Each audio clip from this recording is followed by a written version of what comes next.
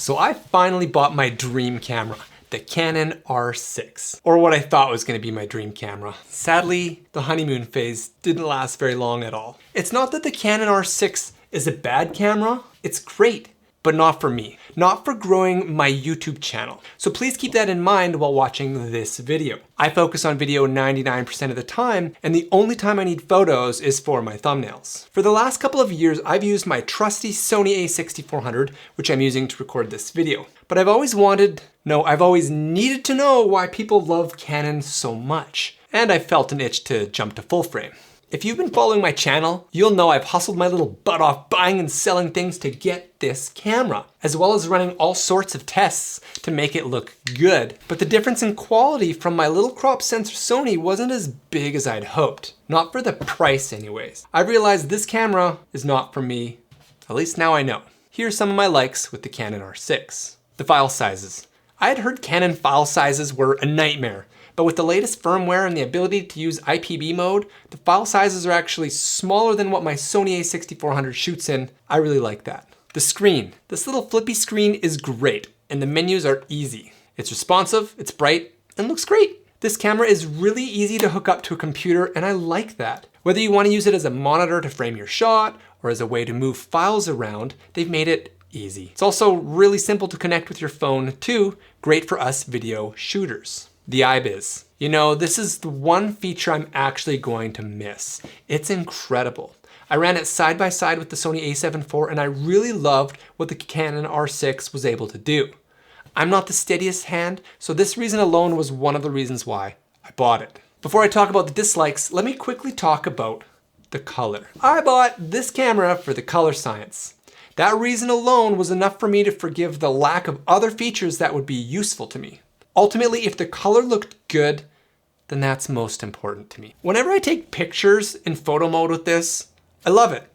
But when I switch to video mode and use all the picture effects, I was kind of disappointed, to be honest. I think the colors look great while taking photos, but for video, it would take a lot more tweaking than I want to do to make it look good. It crushes the blacks and the highlights easily get blown out, with this lens anyways. I could tell within a day or two of using this that it wasn't what I'd hoped for when it came to color science for making my little videos in my YouTube studio setup here. Now let me talk about what I actually dislike about the camera. Battery. I was surprised that people say this battery is great. One of these batteries doesn't even last as long as my old third-party batteries on my Sony. Maybe it's different if you're snapping photos, but for like 20 minutes of talking head and 10 minutes of B-roll, this thing dies on me. I even turn on airplane mode too. The white balance setting sucks. It just does. Canon does have a decent auto white balance, which isn't bad, but in a setup where you have consistent lighting like this, and you want to quickly set your white balance, good luck. I think that's pretty important. I wish there was an exposure compensation dial, I do, but also the quick function menu, I can't customize it. Come on, guys.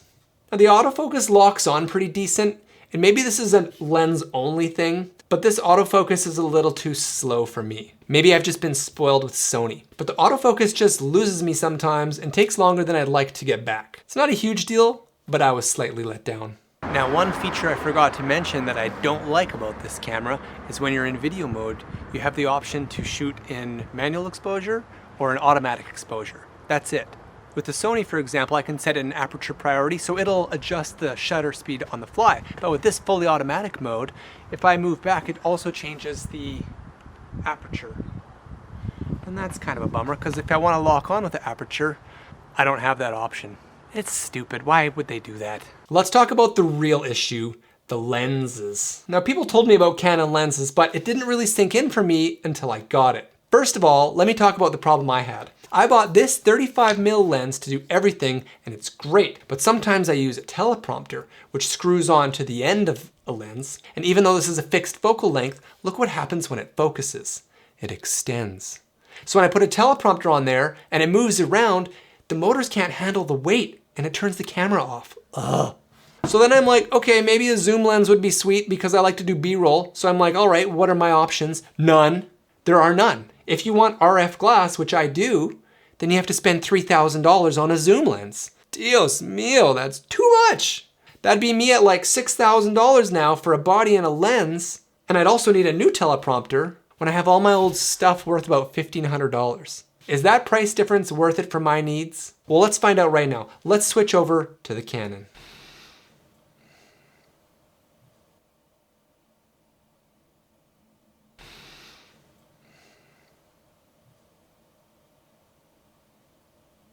You tell me, is this worth thousands of dollars more in quality for YouTube videos? Please don't get me wrong. This camera does some things well, but all I'm trying to do is find a camera that's really exciting for me to want to learn for video, and this camera really feels like video is an afterthought.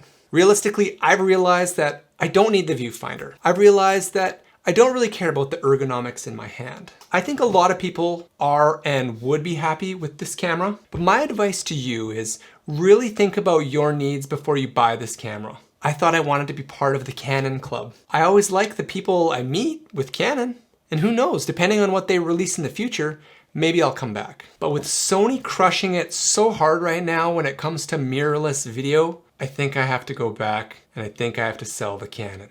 Was I disappointed with Canon? Yeah, I was. It feels amazing to take pictures with, I will say that, and the IBIS while shooting video is just great. But for the price of the body and the price of the lenses, it's just too rich for my blood. What camera am I gonna get next? Well, you gotta subscribe to find that out. Cause I'm getting something and I don't even know what that is yet. Let me know what you think about Canon and if you have any ideas what I should get next. And thank you so much for the support with growing my channel. All the likes and comments mean the world to me. I can't wait to keep going. Don't forget to watch this video next. Or this one. See you next time on The Sad Studio. Dad!